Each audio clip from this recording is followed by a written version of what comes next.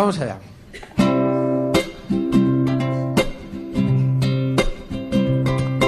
Papá metió una semillita dentro de mamá a través de un proceso llamado penetración. Fue un acto precedido de una gran preparación.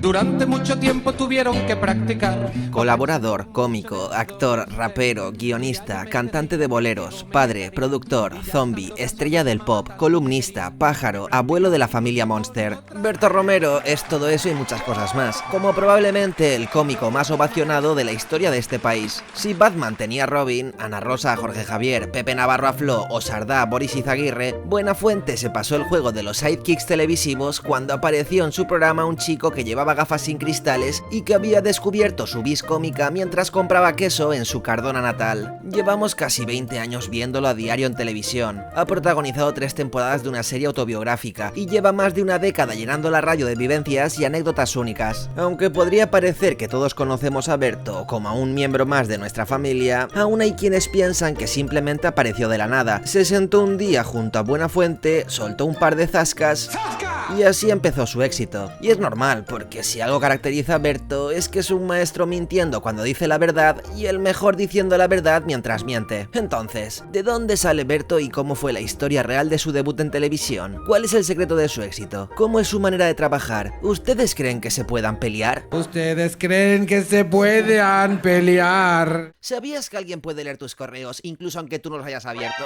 Sí, amigos, así de rotos al sistema. Pero tranquilos, que para eso está Proton, el patrocinador de este vídeo.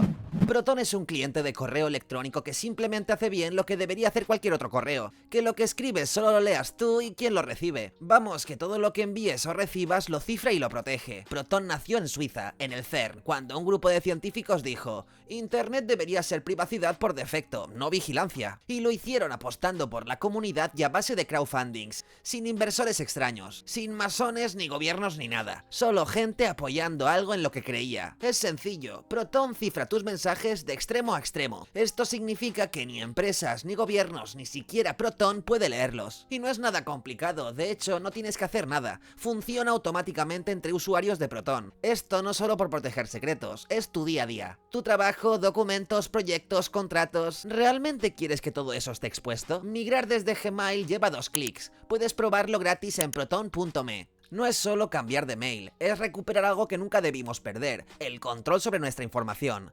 Además, Proton tiene VPN, almacenamiento en Drive, gestor de contraseñas, todo cifrado, todo integrado y todo privado. Entra en su web y descubre un ecosistema diseñado para que nadie más haga negocio con tu vida. Usar algo que no te espía no debería ser revolucionario, debería ser normal, y esa es justo la idea de Proton. Muchas gracias a Proton por apoyar al canal, y ahora sí, dentro intro.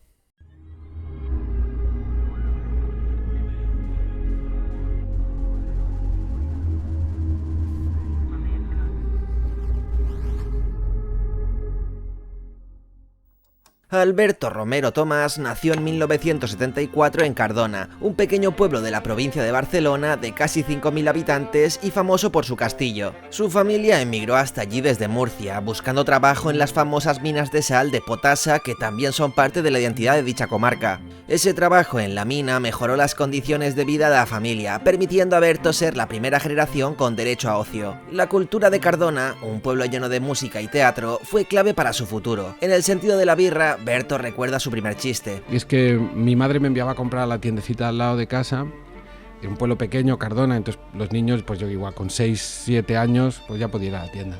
Entonces iba a la tienda, entonces mi madre me dijo que te cortes 250 gramos de queso cortado fino, porque lo cortaba, no usaba la máquina, usaba un cuchillo muy grande, entonces empezó a cortar, y José, el de la tienda, que murió ya, iba haciendo así, se le iba escapando el cuchillo, entonces iba soltando medias lonchas de queso solo. Entonces yo con esa edad le dije, me ha dicho mi madre que quiere el queso cortado fino, no rallado. Y se empezó a reír, y en la tienda se empezaron a reír, y yo no entendía por qué se estaban riendo, porque no había hecho aquello con voluntad de hacer un chiste. Era como una observación. ¡Ay, el niño, qué gracioso el niño! Entonces mi madre cada día se lo explicaba a la de la tienda al lado, ¿tú sabes lo que ha dicho el niño? Entonces yo ahí percibí, tío, aquí hay un ascensor hacia el éxito. Aquí hay un ascensor social. Aunque el humor le ayudó en su juventud, sus primeros pasos en el escenario fueron como cantante en una banda de rock progresivo. Es que yo empecé haciendo música en mi pueblo. Teníamos un grupo de rock sinfónico terrible, lo hacíamos fatal. Fatal. A veces peor. ¿Sabes qué pasa? Que cuando presentábamos las canciones... ¿En serio? ¿Un grupo de rock sinfónico? Claro, tío, nunca lo hubiese dicho. ¿Qué va, tío? Hacíamos Pink Floyd, ¡Guau! ¡Qué maravilla!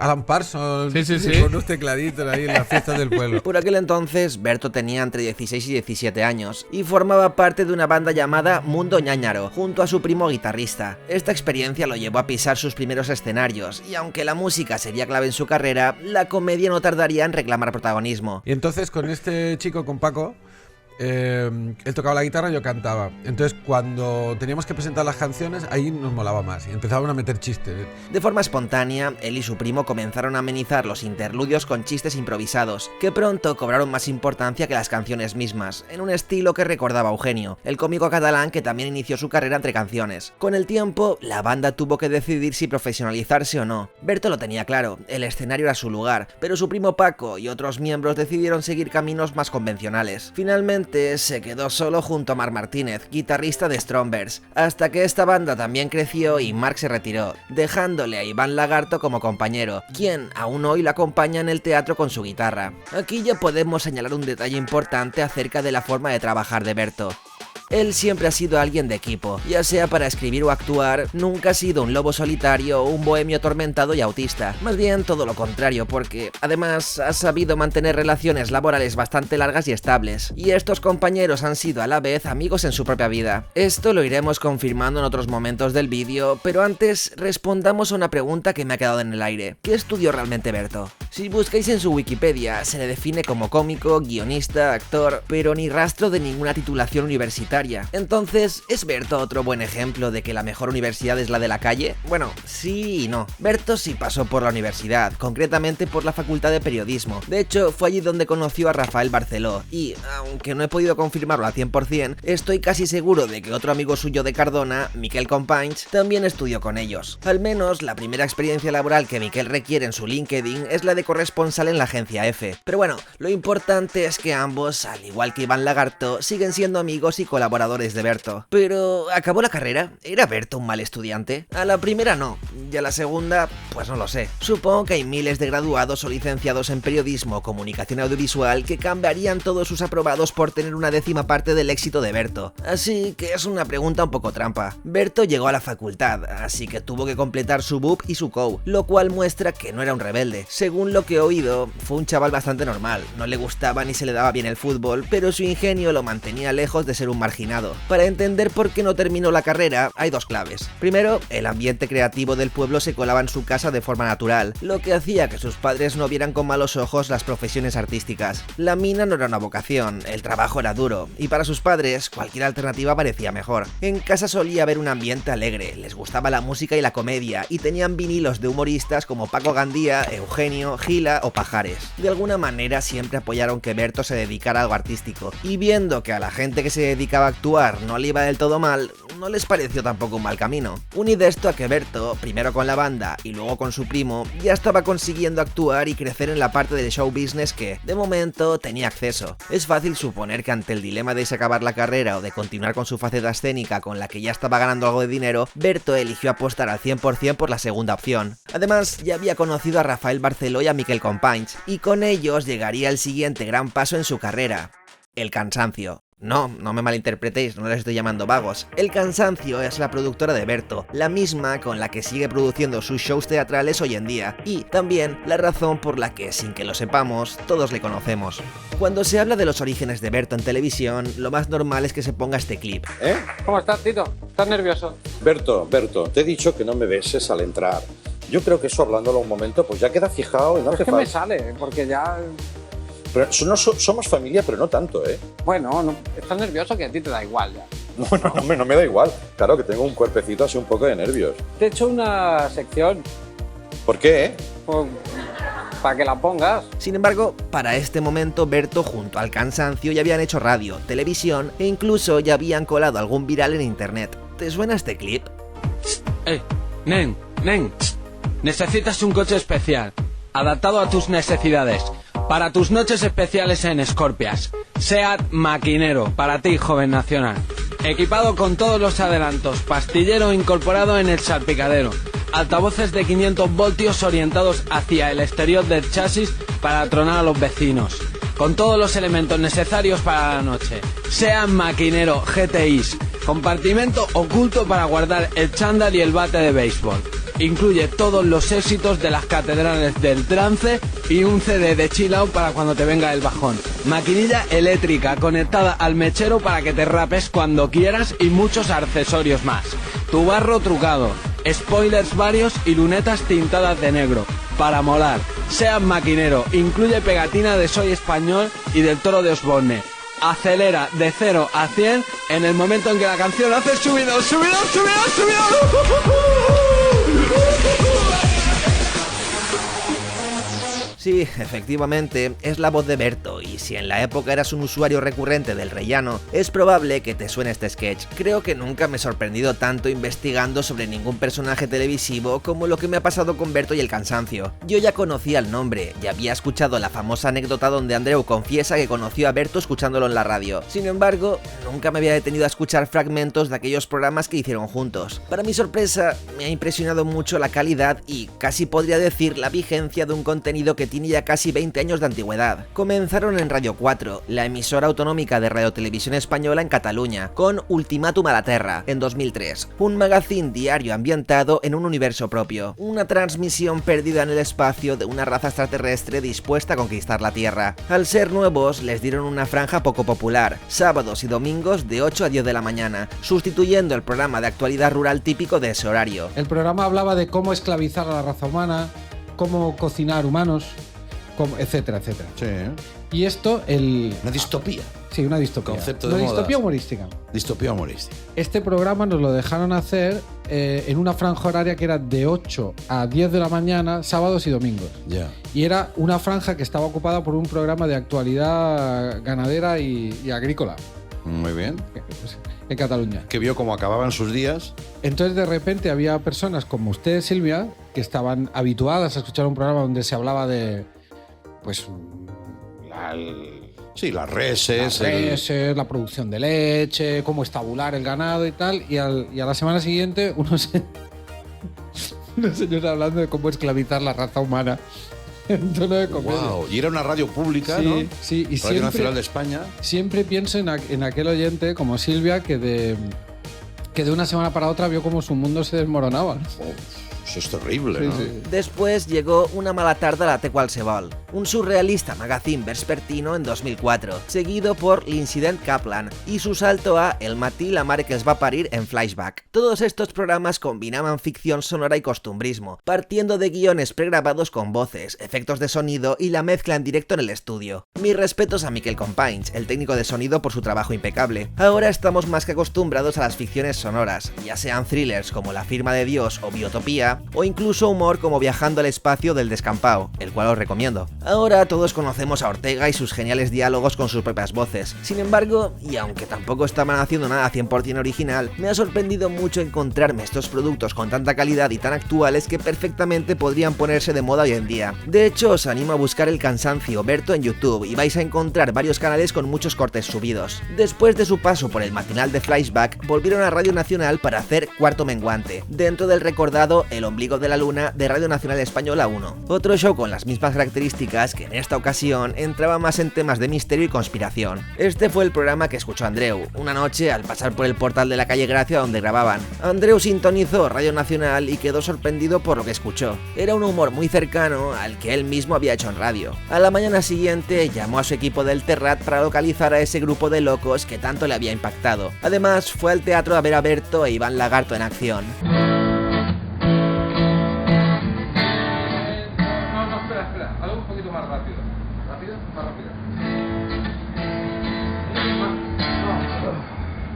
Está bien, pero con más sentimientos, más dulce, pero rápido. Vale. No, espera. Hazlo como más salsero. Vale. De velocidad está muy bien. Vale. No me va. Bueno, estaréis pensando que ya toca, ¿no? Andreu conoció a Berto, le llevó a su programa y ale, listo, éxito. ¿Cómo estás, Tito? ¿Estás nervioso? Berto, te he dicho que no me beses al entrar. Pues no, todavía no. Andreu quería hacer algo con el cansancio, aunque no eran conocidos ni tenían experiencia en televisión. Justo en ese momento, el Terrat estaba negociando con TV3 para coproducir un pequeño espacio en parrilla, así que Andreu les dio su primera oportunidad con el programa El Gran Què. Tinc una mala notícia. Abans de presentar el projecte a TV3, jo havia anat al càsting de Cambio Radical, que és el programa aquell que t'arreglen la cara, però no a bufetades. Y ahora els he explicat als de TV3 y no m'ho deixen fer. Este espacio mezclaba secciones surrealistas y mundanas, pero solo se emitió 2 veces antes de ser cancelado. Lo curioso fue que Berto y compañía aparecieron en las oficinas con una botella de champán caliente para brindar por el fracaso. Fue entonces cuando Andreu pensó, vale, son tan idiotas como yo, haremos más cosas con esta gente. Y entonces ya sale Berto en Buenafuentes, fuegos artificiales... No, aún no. Primero integraron al cansancio como guionistas en otros programas del Terrat, como Escuadra Replegats, un show ambientado en un club nocturno con sketches y monólogos, o En que no surti d'aquí, que impulsó el stand-up en Cataluña. Gracias a su experiencia como guionista y locutor, Berto fue seleccionado para hacer sus primeros monólogos en televisión. ¿Y después? Pues antes de salir como colaborador de Andreu, Berto e Iván Lagarto aparecieron en Buenafuente en Antena 3, ya que algunas de sus canciones en YouTube estaban funcionando muy bien. Esta es la historia de un hombre al que no le gustaba su cara, pero no quiso recurrir a la fácil. Dietas, ejercicio físico, supersticiones. Él recurrió a la ciencia. Doctor Juan, opérame, porque ya llegó el verano. Lo que Dios no me hizo bien, que lo arregle el cirujano. No quiero grasa en mi cuerpo, pero me gusta comer. Me meto la grasa dentro y me la chupas después. Vamos, que todavía no había debutado, pero Berto ya sabía lo que era triunfar y fracasar en los escenarios, la radio, internet y la televisión. Si ya hemos entendido esto, ahora sí, con Andreu y todo el equipo casi recién mudados a La Sexta, podemos poner ese clip y hablar del nacimiento de Berto como colaborador.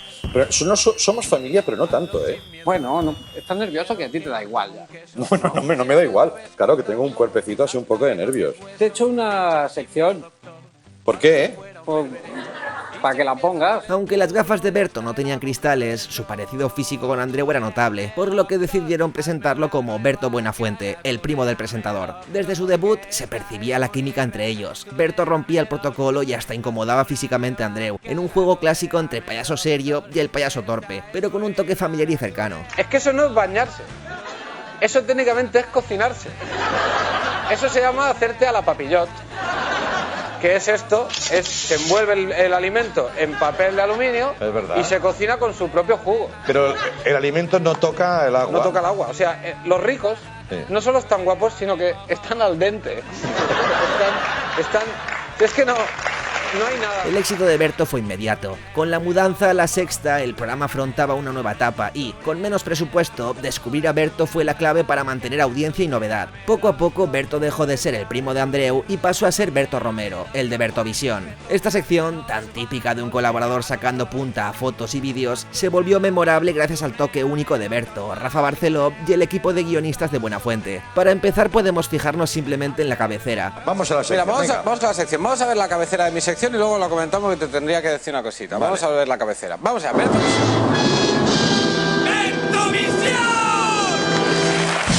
Con aquella ardilla que Andreu odiaba, Berto introducía en televisión ciertos guiños propios de los memes e internet, subrayando su rol de sobrino irreverente frente al tío mayor de Andreu. Estos detalles aportaban un aire fresco. Berto, además, tenía una mirada única. Aunque comentara temas mainstream, siempre encontraba un detalle en el que nadie más reparaba. Donde otros se quedaban en el titular, él rebuscaba para descubrir una frase olvidada y convertirla en un relato disparatado. Esta habilidad para observar lo rutinario le ha permitido llevar la comedia a lo cotidiano, enriqueciendo sus ideas hasta el absurdo. A veces, en Bertovisión reaccionaba también a temas más locales y extraños, contenidos que circulaban en internet y que, gracias a él, llegaron a la tele. Berto se convirtió en una bisagra entre el mundo analógico y el digital. Mientras muchos hacían el ridículo en esa transición, Berto no solo triunfó, sino que ayudó a muchos a recorrer con éxito el camino entre la red y la tele. Por supuesto, también en esa etapa podemos reconocer la tendencia a lo meta y a generar universos propios que ya vimos con el cansancio. Nada revolucionario, ya que la dinámica de estas secciones y colaboradores, cuando triunfan, siempre tienden a volverse de algún modo autorreferencial. Pero Berto llevaba esto a otro nivel generando todo tipo de tramas internas a base de sketches, personajes y situaciones.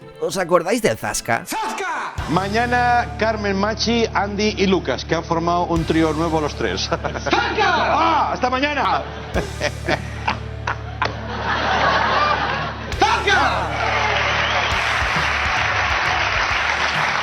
No me ha asustado, ¿eh? No me ha asustado. Mira el careto que se te quedó ayer en el programa. Mira, ¿eh? Aquí estás siendo zasqueado vilmente y ahí te has clavado como un conejico frente a los faros de un coche, ¿eh? Bueno. El Zasca fue ese momento de explosión absoluta de fama que sucede cuando un colaborador cómico de éxito toca la tecla adecuada con una coletilla. ¿He sido yo? Un chascarrillo omnipresente que si hubiera nacido unos años antes, seguro que habrían hecho un Zasca Total Mix, un poco al estilo de cuando Santiago Urrialde lo petó con su Rambo y Pepe Navarro. Aunque a decir verdad, sí que llegó a convertirse en un temazo tecno. ¿Cuándo voy?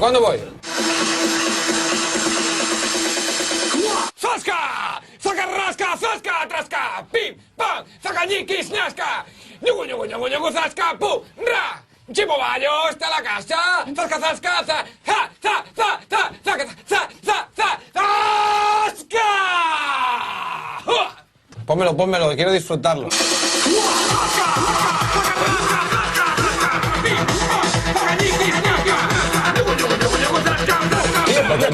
Zacañiquis, ñasca. Como no, de la mano de Chimo Bayo, Zascatronic fue el nombre elegido para este exploit que, al parecer, se grabó en esta toma. El Zasca venía a reforzar el lado faltón e invasivo de Berto hacia Andreu. En esa dinámica, ese grito histriónico y enérgico del colaborador hacia el presentador tenía el único objetivo de asustarle. Era un cambio brusco de patrón que Berto utilizaba para sorprender y ridiculizar a Andreu en cualquier momento. Una mecánica que volvía a reforzar ese roleplay de joven que apabulla y molesta al viejo. Hazme caso y ve con ojo. Y que seguía echando más leña al fuego al indispensable pique de todo buen dúo cómico. A menudo se ha incluido a Berto en el movimiento transmedia que popularizó los cortes dialécticos abruptos o la cultura del Zasca. Sin embargo, relacionarlo con ese carácter reaccionario es forzado. Berto, como tantas veces, simplemente estuvo en el lugar y momento adecuados. En esos años frases como Zas en toda la boca, de Padre de Familia y Big Bang Theory, ¡Zas en toda la boca! ¡Zas en toda la boca! ¡Zas en toda la boca! ¡No! empezaban a hacerse populares. Probablemente Berto tomó algo de ahí para crear una broma recurrente con Andreu y, como siempre, la memetizó hasta convertirla en un éxito viral. Hola amigos, soy Berto Romero, el impulsor de la palabra Zasca en el nuevo milenio. Vosotros os preguntaréis, ¿cómo debo usar correctamente Zasca? Amigos, el Zasca no es una ciencia exacta, pero yo estoy aquí para daros algunos consejos sobre cómo utilizar tan preciada palabra. Ese grito agudo que asustaba a Andreu se volvió un recurso ideal para esos cortes que se celebraban en redes. A pesar de su popularidad, hoy Berto comenta que se siente algo distante de aquel chaval que gritaba Zasca, pero en su momento funcionaba, y vaya si funcionaba. Un buen Zasca no es solo palabra, no es solo verbo, también pide mucho de interpretación gestual. Observa. ¡Zasca! ¿Has visto? La mano es importante. ¿Te has quedado? El ángulo de inclinación, la velocidad, la frenada, son muchos elementos. Hay que ensayar muchísimo y os doy un consejo como profesional. Ensayad en espacios abiertos e intentad que nunca haya nadie con el cuello puesto delante cuando bajáis la mano. Pues no habré desnucado yo gente mientras perfeccionaba mi técnica. ¿Verdad, Arturo? De hecho, en el verano de 2008 le propusieron al colaborador sustituir a Andreu para llevar él solo las riendas del programa. Yo ya sé que el Tito Andreu no toca nunca el tema del corazón. Bueno, como hoy no está, voy a hacer un poco lo que me sale de los huevos. ¿Qué le pasa al Tito? Nada, que dice que no ha podido venir porque, claro, ayer trabajó 3 horas. Claro. Oye, ¿aquí quién es el jefe? ¿Quién manda? Yo. Aquí confirmó otras dos cosas, que le sobraban soltura y carisma para echarse todo a sus espaldas y que esa mímesis con Buenafuente, tanto con el programa como con la persona, era muy real. Llegando al 2009, un año crucial en su carrera, la fama de Berto estaba en su mejor momento. Ya había demostrado que podía conducir un late night solo, así que el siguiente paso era claro, darle su propio programa, el programa de Berto.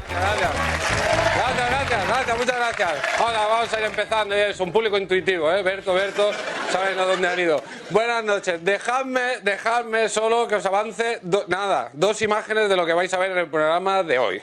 La primera, Carmen Martínez Bordiú en África, con un mono. Ya lo comentaremos porque es una unión apasionante de monos y prensa de corazón. Un show semanal para dar a todos los que pedían más de Berto. Monólogos, sketches, canciones, sorpresas, invitados. Todo con mucho más Berto y con mucho menos éxito. 3 programas duran Antena la Aventura. Estrenado el 15 de marzo de 2009, tuvo su última emisión el 29 del mismo mes. Fue un caso típico de clamor popular que luego no se traduce en audiencia y acaba en una tremenda hostia. Pero, ¿qué pasó? ¿Cómo era el programa? ¿Era tan malo de verdad? En el programa de Berto no vimos ni más ni menos que el compendio de todo lo que ya había hecho en televisión, en teatro y en radio con el cansancio. Hola amigos, soy Estefano. Todos sabemos qué es lo importante del heavy. Suciedad, gritos, genitales apretados, suciedad, otra vez. ¿Pero qué se esconde detrás de todo esto? Nada, ya lo sabemos, pero tenía que hacer un reportaje, ¿correcto? Oye, imbécil. El heavy es mucho más que eso. ¡Los heavies no somos sociedad! Con Berto como director y Rafael Barceló como subdirector, recuperaron la creación de universos propios y ese humor meta que difuminaba la línea entre realidad y ficción. Por ejemplo, si en un sketch Berto atropellaba a una anciana, luego aparecía en el plató vendada y despotricando contra él. Con solo 3 emisiones, es difícil juzgar si fue buen o mal programa. No creo que la cancelación se debiera a la calidad. A veces, el público no sabe lo que quiere, y tras la época del Zasca, había poco margen para más Berto. Él mismo se tomó bien el fracaso, y en varias entrevistas lo agradece. Me atrevo a decir que la lección fue entender que el Zasca fue también un límite. El programa fallido fue una catarsis que Berto aprovechó para renovarse y exorcizarse de su propio éxito tóxico. Además, realmente el golpe no fue tan grande, no afectó nada ni a su reputación ni a su éxito. Seguía en Buenafuente y también ese 2009 supuso su debut junto a su compañera de programa Ana Morgade, dando las campanadas en La Sexta. Estamos a 56 segundos. Venga, 56 segundos para que den las 12 pegada. campanadas. Recordad, cuando llegáis los cuartos hay que aprovechar para ponerse el bol a una distancia razonable de lo que es la boca. Mirad si tenéis algún paluego que no tropiece con las uvas. Y ahora sí, relajamos mandíbula porque estamos casi a 30 segundos de que empiecen el 2011. ¡Abuela! ¡Que se va a levantar! En casa también. Y ya sabemos que dar las campanadas es un check indispensable para todo aquel que quiera confirmar su fama e influencia mediática. Pero ya no corría riesgo. Aún así, gracias a ese autoexorcismo tras el fracaso de su programa y el Zasca, Berto inició una etapa creativa brillante en sus secciones, llena de disfraces y personajes, desde Freddie Mercury hasta la Madre Teresa de Calcuta, pasando por Shakira o el ruso que cantaba lo. Incluso jugaba a veces con el propio imitado, como con Risto. Por último, me he fijado en tu sentido del humor, también aparece en el libro. Sí. Un fragmento. Pero cuando llevas chupando 30 años a razón de limón diario se te va poniendo cara de Fari. El chiste del Fari y los limones. ¿Esto se te ha ocurrido a ti o lo has oído en un cassette de Arévalo? Innovando en sus registros cómicos, Berto demostraba que podía capturar la esencia de un personaje sin imitaciones clásicas, un poco más como hace Joaquín Reyes y no como hacen otros perfectos imitadores como Carlos Latre o Raúl Pérez. También creó a Pepe el Zombie. En 2009, este Berto renovado debutó en Ficción con Zombies, una serie corta y escrita junto a su amigo Rafa Barceló para TNT, producida por El Terrat al estilo de Qué vida más triste en un apocalipsis zombie. Los episodios, disponibles en YouTube, tienen ese toque revisitable típico de Berto y Rafa. Este rasgo de reinterpretar cosas que funcionaron y darles su propio giro es constante en Berto. No es que Berto no sea original, tal vez lo sea más en la forma que en el fondo, lo cual demuestra, según mi criterio, que es bastante inteligente. Ser completamente original es casi imposible, y en humor, quien dice haber inventado algo suele ocultar quien lo hizo antes. Berto no tiene problemas en inspirarse en otros, tomando un punto de partida al que luego agrega su propio sello. Lo constante en esta etapa de disfraces y maquillaje eran los momentos momentos íntimos con Andreu. Berto ya no solo era un colaborador, podía aparecer en cualquier momento, dinamizando el show y logrando que muchos no supieran si lo veían por Buenafuente o por él. Como culminación a este post-Zasca, su faceta musical volvió a surgir. Con los Border Boys, en septiembre de 2010 lanzaron el videoclip Me he puesto tetas, una parodia sobre el desamor y primer éxito de la banda. Te marchaste una mañana de enero. Yo pensé que mi dolor sería eterno, pero he cambiado y ya no te echo de menos. Porque me he puesto tetas y puedo tocarlas aunque no estés aquí.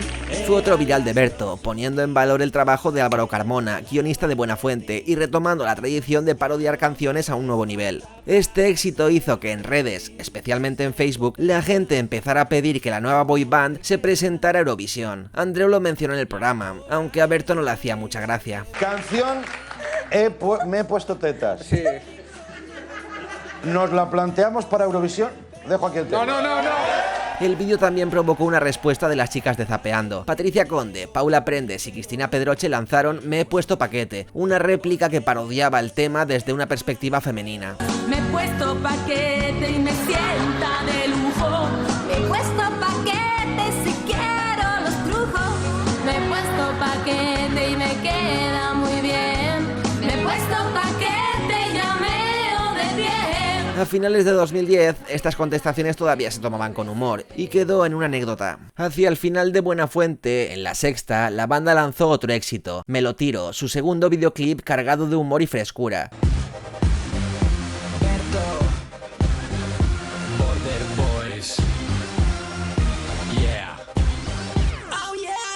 Este irónico himno sobre una masculinidad más cercana y cómplice con la mujer como pareja se convirtió rápidamente en un fenómeno viral y alcanzó el número 1 en iTunes, superando a gigantes como Pitbull, Coldplay y Jennifer López. Esto sucedió un 28 de junio de 2011, un broche de oro ya que el 30 del mismo mes llegaba el final de Buenafuente.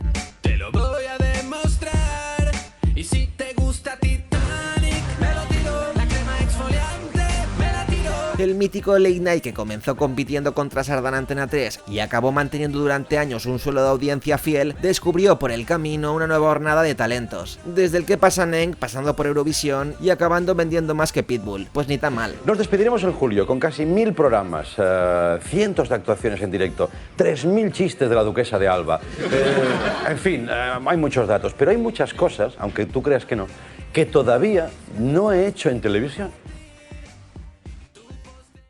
En abril de 2012, Buenas noches y Buenafuente debutó con ambición, apostando por un formato semanal en un abarrotado domingo. En ese contexto, Aída lideraba con su humor costumbrista en Telecinco. ¿Qué pasa? Que el Estado es tonto, ¿no? Claro, como le dieron un golpe de Estado se ha quedado tonto.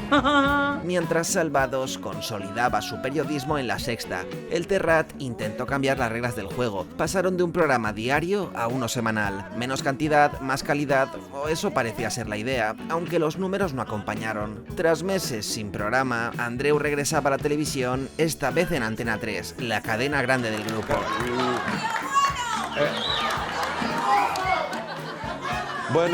Buenas noches, perdonen, 8 meses sin hacer tele y el día del estreno me ha pillado en calzoncillos, mira. El estreno comenzó con un elaborado sketch que parodiaba el inicio de Salvar al Soldado Ryan, con la tropa clásica del Terrat y múltiples cameos al estilo de los mejores anuncios de Campofrío. Berto apareció poco después de que Andreu entrara en calzoncillos al plató.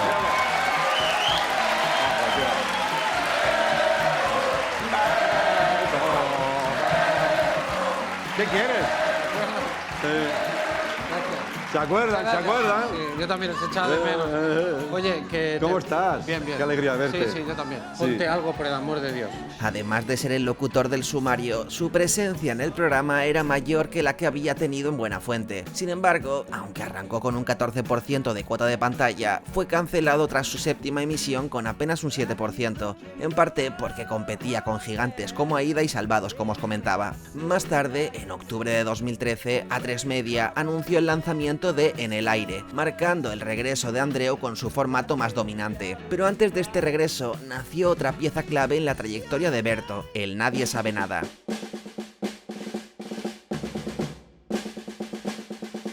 Verano de 2013. Lo que van a escuchar a continuación no tiene precedentes en la historia de la radio.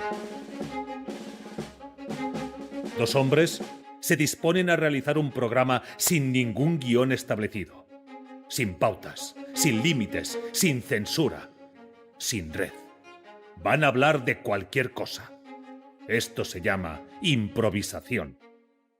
El típico programa que solo se puede hacer en verano, porque si no va bien, pues mira, lo quitas y no pasa nada. El 30 de junio de 2013, en el estudio Toreschi de la cadena SER en Barcelona, se grabó el primer episodio de este programa, emitido de 7 a 8 de la tarde. Así comenzó un fenómeno único en la radio y curiosamente reutilizaron la icónica mesa de ala de avión de Buenas noches y Buenafuente. Me ha hecho gracia volver a ver esa primera grabación y notar ese detalle, pero más allá de eso, hay mucho que contar de este formato. Lo primero quizá os resulte tan contraintuitivo como me resultó a mí, y es que si también eres de los que pensaba que este formato de improvisación parecía estar hecho para Berto, permíteme ponerte este clip para quitarte la razón. Entonces me obligó a improvisar y lo aprendí de él y con él. Entonces al final es como que lo de la improvisación se ha convertido en un espacio muy nuestro. Porque eso sí que es muy compartido. Ahí no me escribo, yo en la sección con Andreu me escribo el guión y además se nota, a veces se mete y yo reconduzco, porque yo llevo el guión y él está de espectador. Eso era nuestra sección. Y en cambio aquí estamos los dos como al mismo nivel. Es muy bonito y es también para él es muy reconfortante, ¿no? Porque de repente está como en pelea. Y yo creo que él está extraordinario en ese contexto. Yo es cuando más gracioso lo veo, la verdad. Al principio podría parecer que este formato de improvisación estaba hecho para Berto, pero él mismo reconoció que fue Andreu quien le enseñó a improvisar. Aunque Berto siempre parece espontáneo, detrás de cada actuación hay un guión. Junto a Rafael Barceló, su humor parte de una escritura previa. De hecho, Rafael también figura como guionista en Nadie sabe nada, porque incluso para improvisar bien, conviene tener recursos preparados. El programa fue un éxito desde el principio, apoyado en la química y naturalidad perfecta del dúo Andreu-Berto. Esa es la clave del formato, simplemente ellos dos hablando sin artificios. Una urna con preguntas absurdas, anécdotas o dudas existenciales bastó para crear algo memorable. En 11 años ininterrumpidos, Nadie sabe nada se ha emitido en radio, podcast, YouTube, teatros y hasta en HBO, convirtiéndose en un referente absoluto de la comedia en España. A base de vivécdotas y de Samanté, ha generado innumerables clips virales. Mi favorito, y que ya lo pusimos en la primera parte, es cuando una espectadora mexicana le pregunta si, como Bertín y Arévalo, ellos también podrían acabar peleándose. ¿Ustedes creen que se puedan pelear? Repasando este ejemplo, notamos otra característica del Terrat, la capacidad de identificar un éxito, amplificarlo y convertirlo en algo aún más delirante. Si volvemos al clip donde empezó esta locura, veremos como Andreu, como maestro Jedi de la improvisación, detectó el potencial y lanzó a Berto, su padawan, a exagerar la broma del acento. ¿Ustedes creen que se puedan pelear? ¿Lo puedes llevar más lejos? ¿Decirlo como una ranchera? Nadie sabe nada también tuvo un espacio en televisión antes de HBO, concretamente en el programa que comentábamos, En el aire, que marcó el regreso al formato Late Night el 18 de noviembre de 2013. Este programa abrazó la condición de late de forma literal, comenzando pasada la medianoche y, a veces, incluso más tarde. Berto convirtió esta realidad en una sección meta llamada Demasiado tarde. Buenas noches, ¿qué tal? Andreu Buenaflojo, ¿qué tal? Magdalenas. El programa de esta noche es súper transgresor, más que tener las cejas debajo de los ojos, más transgresor que una madre despegando las páginas de una revista porno de su hijo. Va, hombre. Sí. Va, por favor, estoy impaciente y también indignado a la vez. Un programa dentro de otro programa que jugaba con la transgresión típica del horario. Por lo demás, Berto brilló en terrenos conocidos, en su sección de actualidad sacando punta noticias curiosas y en el Nadie sabe nada integrado. Su química con Andreu siempre funcionó, al igual que sus disfraces y esas imitaciones sui generis al estilo Joaquín Reyes. Entre ellas destacan personajes disparatados como Putin, Johnny Depp, Gerard Depardieu y Aquiles de Troya. Sin embargo, su imitación más recordada fue la de Chicote. Pesadilla en la cocina era un fenómeno del momento y se emitía en la misma cadena. Chicote incluso fue invitado al programa, donde vimos al original y la copia juntos. ¿Cómo estás? Joder, ¿puedes Bueno. decirme, por favor, solo a nivel personal? Es que me gusta mucho cuando dices, eres más guarro que la polola. Dímelo a mí. Que soy un muñeco en tus manos, no soy una especie de títere. No, hombre. Eres más guarro que la polola. Muchas gracias, muchas gracias. Entre las imitaciones también destaca la parodia conjunta de Andreu como Iker Jiménez y Berto como Carmen Porter. ¿A qué se debe que la nave de la risa haya pasado de ser una barquita que navegaba por internet a ser un crucero Grimaldi? ¿Qué ha pasado ahí? Hombre, llámame... Bueno, no sé, llámame como quieras. Yo creo que el hecho de haberlo dicho por la tele puede haber influido. En esa línea subieron aún más la apuesta con Hasta el Fondo, un homenaje a las míticas entrevistas de Joaquín Soler Serrano en A Fondo. Hitchcock, Teresa de Calcuta, Nixon, Gandhi, Dalí, Agatha Christie, una maravilla. Aunque Berto brilló especialmente, en El Aire tenía un enfoque más coral y colaborativo, además de contar con Bob Pop como subdirector, quien intervenía desde una cabina que evocaba al mundo de la radio. El programa contó con colaboradores habituales como Javier Coronas de Ilustres Ignorantes, la actriz Belén Cuesta, Isaac Sánchez Loulogio, que aportó 2 secciones distintas, y sobre todo Jorge Ponce. Podríamos considerar su participación en este programa de Andreu como su gran salto del guión a la pantalla. Y bueno, viendo que ahora es uno de los pilares fundamentales de la revuelta, o antes la resistencia, no parece que le haya ido mal desde entonces. En El Aire también disfrutamos de varias canciones originales de Berto, parodiando todo tipo de temas, aunque, sin duda, destaca la canción sobre su propia nariz, donde Berto demuestra un flow y unas barras que superan la simple parodia. Muestra respeto cuando hables de su nariz. En el país de las narices mediocres, esta es la emperatriz. El programa llegó a su fin el 15 de junio de 2015, tras 243 episodios. Esto probablemente se debió a que Telefónica fichó a Andreu para llevar el Late Night a Movistar, donde comenzaría el Leitmotiv en 2016. La mudanza a Madrid para el programa diario redujo la presencia de Berto, que siguió viviendo en Barcelona, pero menos no significa peor. En Leitmotiv, Berto demostró ser un colaborador excepcional, aunque mucho de lo que hizo ya lo habíamos visto antes, aquí destiló lo mejor de su repertorio. Sus disfraces, personajes y entrevistas surrealistas alcanzaron otro nivel. Parodias como Freddie Mercury, David Bowie, Prince o Jim Morrison protagonizaron la sección Cantantes Muertos, mientras personajes más actuales como Z Tangana también tuvieron su momento. Y hago la colaboración y salgo. Y no, sin que me vean como un ninja de las colaboraciones. Los ninjas, por cierto, que iban en chándal también. Chándal negro, pero chándal. Hombre, una colaboración, yo creo, no quiero desacreditarte, pero se nota, ¿no? No se nota. Además, rescató sus entrevistas históricas trayendo a figuras como Santiago Ramón y Cajal, convertido en un supuesto culturista. Y su pesadilla aviar es que es inolvidable. Pues venga, adelante. Tú me dirás, si sientes algo de jaulofobia. Un poquito más grande no había, ¿no? Pero todo esto palidece frente al consultorio de Berto, una idea sencilla que, en manos de Berto y el Terrat, se convirtió en pura genialidad. Recoger interacciones de la audiencia para crear contenido es tan viejo como las cartas al director, pero lo complicado es hacerlo fresco, y eso es exactamente lo que consiguió. Con el consultorio, Berto alcanzó una viralidad casi constante. La base estaba sólida, décadas de experiencia combinada y un dúo perfectamente consolidado con Andreu. Además, esta sección le permitía romper las reglas, ya fuera disfrazándose, alterando el formato con un vídeo o sorprendiendo al público con un Berto peruano. Deberíamos decir que tú te pareces a él. Míralo. Hola Berto, ¿qué tal? Saludos de Perú. ¡Oh! ¡Sí! ¡Qué bueno!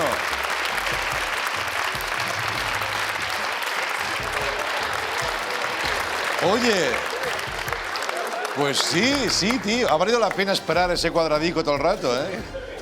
Peruano, ¿eh? Es bonito, ¿eh? Pues tiene un aire, ¿eh? Siempre lograba mezclar fantasía y cotidianidad, regalándonos momentos inolvidables. En Leitmotiv, Berto también sustituyó a Andreu en varias ocasiones, aunque esta vez fue la segunda opción, ya que David Broncano se convirtió en el sidekick favorito del programa, gracias a su cercanía a Madrid y su éxito en escenarios, radio y televisión. De esta colaboración nació La Resistencia, un programa que funcionó desde el principio, a diferencia del intento previo con Berto. Y aunque dudo que hubiera un pique real, estas circunstancias nos regalaron un roast memorable entre ambos colaboradores. Entonces, ¿somos amigos, Berto? Sí. Nos hemos visto antes, nos hemos dado un abrazo y me gustaría decirte, para empezar, que te huele la boca. Te huele la boca a lo mismo que le huele el coño a Silvia Abril, a la polla de Buenafuente.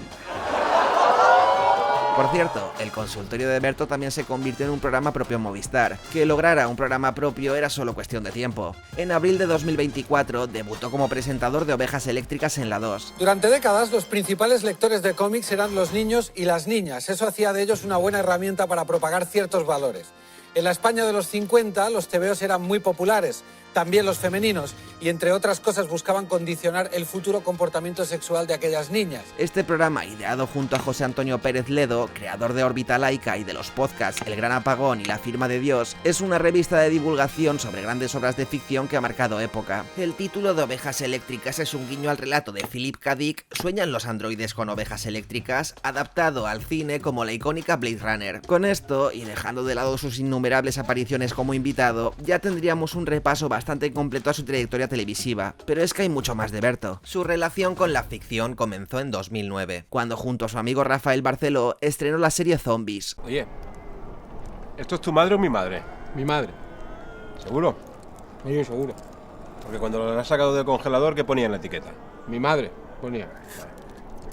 Porque las etiquetas las pusiste tú. Que sí, coño. ¿Vale? O sea, esto no es mi madre.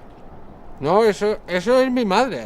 Además, mira el color, que es más negrote. No seas pesado en comer. Vale. Ese mismo año, el Terrat lanzó Spanish Movie, una spoof movie que parodiaba éxitos como Los Otros o Mar Adentro. En la película, además de Silvia Abril y Buenafuente, Berto hizo una breve aparición como un pitufo. Es una cinta medio divertida que cumple lo que promete. En 2013 tuvo un papel destacado como Pedro en Tres bodas de más, una comedia romántica de Javier Ruiz Caldera. Ese mismo año protagonizó también Como todas las mañanas, una película más modesta escrita y dirigida por el cómico Tony Nievas. La generosidad de Berto con compañeros y amigos ha sido una constante en su carrera. Ejemplo de ello son los cortos en los que participó, muchos escritos por colegas del Terrat. En 2015 protagonizó 2037, escrito y dirigido por Enric Pardo, y ese mismo año encarnó al entrañable Gonzalo en Hostiable, un corto de David Galán Galindo que se hizo viral en No Todo Film Fest. Si no lo habéis visto, buscadlo, entenderéis su popularidad. En 2016, Berto apareció interpretándose a sí mismo en Blood Room, una película underground del youtuber y amigo Chico Morera.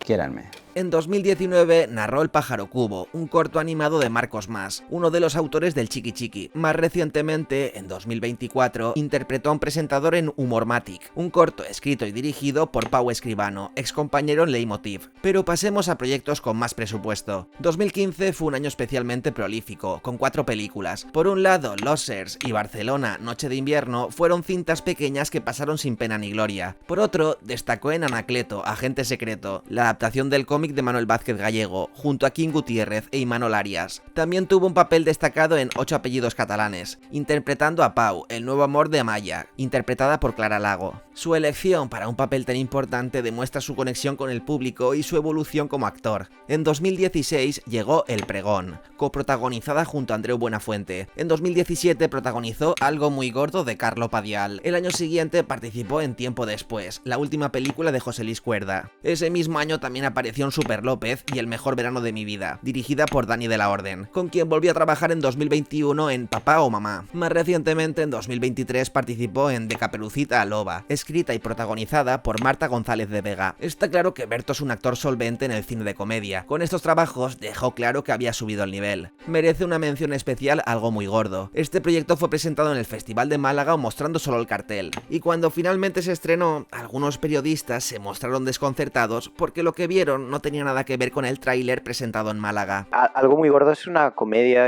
que yo creo que es muy divertida sobre ese estado del que se muestra poco en películas acabadas, que es el estado previo. Nos parecía muy divertido hacer una película en ese estado previo, partiendo de esos clips que solemos encontrar por internet, de pelis de la Marvel, o el que vemos eso, pues a Thor interactuando con la nada, o al Doctor Extraño como pegando saltitos por las calles de Nueva York. A menor escala, fue un caso similar al rumor de Ricky Martin, El perro y la mermelada. Alguien creyó ver algo que nunca ocurrió y el rumor se extendió. Por cierto, de Ricky y la mermelada tenéis un vídeo en el canal. Algo muy gordo es una comedia, pero nada que ver con las mencionadas anteriormente. Es mucho más disparatada, incluso que una spoof movie. Me atrevería a decir que la implicación de Berto en este proyecto fue mayor que en cualquier otro de sus trabajos cinematográficos. Y esto es algo sobre lo que reflexiona la peli, que el cine actual se pasa mucho tiempo vendiéndonos humo. y haciendo que crezcan nuestras expectativas y nos enseñan fotos del rodaje y arte conceptual y el actor fumándose un pitillo vestido de Chewbacca con la cabeza en la mano. Y entonces eso excita de tal forma tu imaginación que cuando llegas a ver la peli no te interesa la peli, o sea, estás agotado. Por si no conocéis a Carlo Padial, es el director de Vosotros sois mi película, El experimento de Wismicho. Esto os dará una idea del tono y premisa de algo muy gordo. Nos parecía muy divertido, era como qué curioso que nadie haya hecho una película explorando todo esto, porque como he dicho antes en la rueda de prensa, esto es un filón cómico. La cantidad de ridículos y de malos entendidos y un poco la vergüenza y la perplejidad que notas que está pasando el actor, confiando en que eso luego en el producto acabado se arregle, ¿no? Nos parecía que era lógico que... Y de hecho, de verdad que me pasaba todo el proceso de hacer la peli pensando, ¡guau, qué raro que no hayan ya 3, 4! O sea, que no venga eso, Ben Stiller o Andy Samberg con una... igual, porque es muy obvio que aquí hay una comedia muy graciosa. Por lo que sea, no se le ocurrió a Ben Stiller, ¿no? Ver la película es una experiencia recomendable, algo entre The Office, El fin de la comedia de Ignatius y el Ultra Show de Miguel Noguera, quien, por supuesto, aparece en la película. No voy a profundizar en el universo de Carlo porque no toca, y porque si no, el vídeo sería súper largo. Pero lo que mencionaba sobre la implicación de Berto en este proyecto me sirve para explicar varias cosas rápidas. Primero, su relación con internet. Desde siempre ha sido un medio natural para él, y ha hecho mucho por acercarlo a la televisión. De hecho, Berto también es youtuber, aunque hace 7 años que no sube vídeos. En su canal hay contenido en baja calidad muy random, bromas, minicortos, promos de teatro con Iván Lagarto, canciones. Durante la pandemia, además, lanzó Moviberto para el canal Paramount, hablando de cine con un lenguaje totalmente nativo de la plataforma. Cocodrilo Dundee, o Crocodilo Dundee, como decían en mi pueblo. Una película que rezuma años 80 por todos y cada uno de sus poros.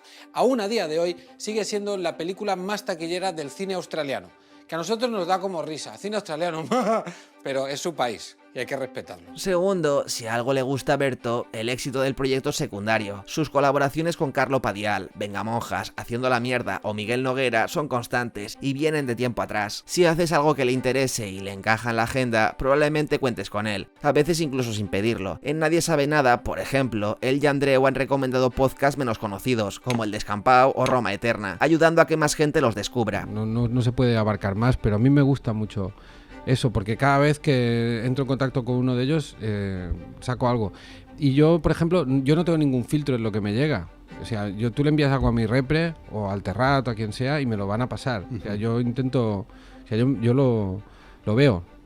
Porque es que no sé nunca dónde va a estar la propuesta guay, ¿no? Este espíritu colaborativo ha perdurado de forma natural. Ha ayudado tanto a compañeros como Andreu a modernizarse y a conectar con el universo digital, como a creadores de internet como Carlo Padial para darles puente hacia la televisión. Y tercero, mientras trabajaba en algo muy gordo, desarrollaba otro proyecto de ficción totalmente suyo, probablemente el último gran punto de inflexión en su carrera. Mira lo que has hecho. La serie aborda un cambio radical en su vida ocurrido 10 años antes. En 2010, él y su pareja, Marta Berceval, tuvieron a Lucas. 3 años después nacieron Paula y Tomás. Berto siempre ha hablado de su faceta como padre novato con la misma naturalidad con la que se refiere a su infancia, a sus padres o su trabajo. Quizá esa es la clave para no tener salseos o escándalos tontos. En Nadie sabe nada, tras compartir muchas anécdotas de sus hijos, confesó que uno de ellos le pidió que dejara de contarlas. En entrevistas también ha comentado cómo la paternidad lo obliga a organizar mejor su tiempo, dejando menos espacio al bohemio creativo. A juzgar por su carrera, desde entonces, el cambio no le ha ido mal. Mira lo que has hecho es una serie escrita e interpretada por Berto con Eva Ugarte como protagonista. Consta de 3 temporadas y está producida por Movistar. En esta ficción, Berto combina metanarrativa, cotidianidad y fantasía desbordante, algo que domina a la perfección. ¿Pero tenías pensado el elemento de meter la serie que estabas grabando a la vez que estabas haciéndolo y lo tenías dentro de la... Cuando rodábamos la primera, estábamos hablando con los guionistas y con los actores ya de meter el meta en la segunda, porque a mí me flipa eso, básicamente. O sea, yo quiero rodar Regreso al Futuro 2 todo el rato. O sea, es lo único que me interesa. Esto resume bastante bien el espíritu de la serie, incluso, si me apuras, el del otro lado. Dicho esto, admito que aquí me siento un poco fuera de mi terreno. Con sus series, Berto deja de ser solo un personaje televisivo, y esto no es un canal de análisis de ficción. Lo mejor que puedo decir de estos trabajos es que muestran a un Berto completamente serio y profesional como guionista, productor y actor, pero no desde la exploitation ni como un intento de extender su fama. Son obras serias y profundamente personales. En Mira lo que has hecho sientes de todo. Hay un capítulo basado en una vivencia real, cuando su padre murió y su primer hijo tenía apenas 1 año. La vida y la muerte, la risa y el drama, lo real y lo ficticio se entremezclan con una calidad sobresaliente. La serie es una especie de what if de su propia vida, explorando sus éxitos y miedos como persona, padre y artista. En cambio, El otro lado, estrenada en 2023, cambia radicalmente de registro, adentrándose en el terror. Aquí, Berto explora sus obsesiones con los medios de comunicación y las consecuencias de elegir entre integridad y fama. En esta serie, Berto está brillante. Lo que hace Buenafuente es probablemente su mejor trabajo actoral, y Nacho Vigalondo, interpretando un trasunto de Iker Jiménez, está increíble. La serie está llena de guiños y referencias. Si la veis, investigad y decidme si os gustaría un vídeo sobre este tema. Berto también ha escrito libros. El más destacable es Padre, el último mono, de 2012, donde relata cómo la muerte de su padre le marcó. Tiene premios individuales y colectivos. Fue nominado al Goya en 2014 como actor revelación por 3 bodas de más. Nadie sabe nada ganó un premio Ondas en 2019, y Mira lo que has hecho, otro en 2020. Nadie detiene a Berto, que dejó atrás el fracaso de su primer programa, abandonó el Zasca y se convirtió en padre. Seguro que me dejó cosas, colaboraciones con actor en series, programas y más, pero el Bertoverso tiene que frenar en algún momento. Bueno, va, por último, hablemos de teatro. Ha hecho todo esto. Historias del cantautor paródico y su embarramiento precoz, El desafío de los hombres marcianos, La apoteosis necia, The Rat Pack, El consuelo del labriego, Berto Romero sigue con nosotros, mucha tontería, y lo nunca visto que actualmente sigue en las tarimas. Salvo The Rat Pack, realizado con el Terrat, el resto los ha producido siempre con su compañía, El Cansancio. Como es habitual, ha contado con Iván Lagarto en la guitarra, Miquel Companys en la dirección técnica y Rafael Barceló como escritor. Y para terminar, me gustaría destacar una anécdota. Y de eso conocías, y cuando te estabas planteando que querías hacer algo como más tranquilo, más cerrado, se te ocurrió el bar como para... Claro, porque es un local de un colega, y entonces no nos atrevíamos, yo no me atrevía a pedírselo a otro en plan, soy Berto Romero, vengo a cerrar tu puto local. Sí. Pero con Juanjo sí. Porque es que a mí me cuesta mucho probar en los open mics. Me ataco mucho si tengo ya que enseñarlo montado. Y yo creo que enseñarlo ya con público y encima en escenario es tenerlo ya muy montado. Ya te lo condiciona bastante. Sí, porque yo sé que tengo recursos que puedo hacer que con ellos un texto más o menos mediocre funcione. Pero pues de oficio ya de muchos años... por supervivencia, ¿no? Te ponen ante un público sin nada y sé que puedo improvisar, pero quería que el texto fuera bueno por sí mismo, ¿no? Claro. Y entonces me monté esto de leerles y tal. ¿Y lo habías hecho antes de esto? No. ¿Y de dónde salió la idea de voy a hacer esto? Pues no lo sé, pues yo pensaba que se me había ocurrido a mí y luego se lo comenté a compañeros cómicos y todo. Pues eso lo han hecho toda la vida los americanos, gilipollas. Esto resume la forma de trabajar de Berto, depurar mucho el texto, rodearse de gente de confianza y mantener los pies en la tierra. En vez de buscar propuestas más grandes, porque es Berto Romero, confía en soluciones sencillas y efectivas. No busca ser original, simplemente hace lo que le sirve, y eso resulta genial. Y acabo con 2 conclusiones rápidas. Primero, Berto desafía como pocos la idea de una barrera rígida entre comedia y drama. Lo mismo sucede con los límites entre cine, televisión e internet. Y segundo, creo que es un caso único de alguien que ha encontrado su lugar. Ese parece ser el secreto de su éxito y equilibrio. Si su personaje fuma porros, lo muestra sin rodeos. Si le preguntan, lo dice, y ahí queda. Lo mismo aplica a temas polémicos. Con él, simplemente no ocurre porque nunca ha perdido el norte. No me he puesto muy en plan sabueso a buscar si es socio del Terrat o productor ejecutivo de mil cosas, pero me extraña no haber encontrado nada de eso con todo lo que he leído. Lo que digo, siempre supo cuál era su sitio. Son muchos años de Berto, mucha fama y mucho éxito, y sigue viéndose humano, natural y libre. Quizá me equivoque, pero eso es lo que me parece. Muchas gracias. Y como siempre, muchísimas gracias a mis Patreons, Sam Jorson, Pablo Maque, Aner, Paco Cholbi, Un Alex, Dali Spain, Januz Dark, Oblitum, Oyster is My London Reviews, Juan Omeva, Xusco López, Íñigo Zenozuarte, Pablo Gil, Ignacio Moreno y sobre todo André Huepe.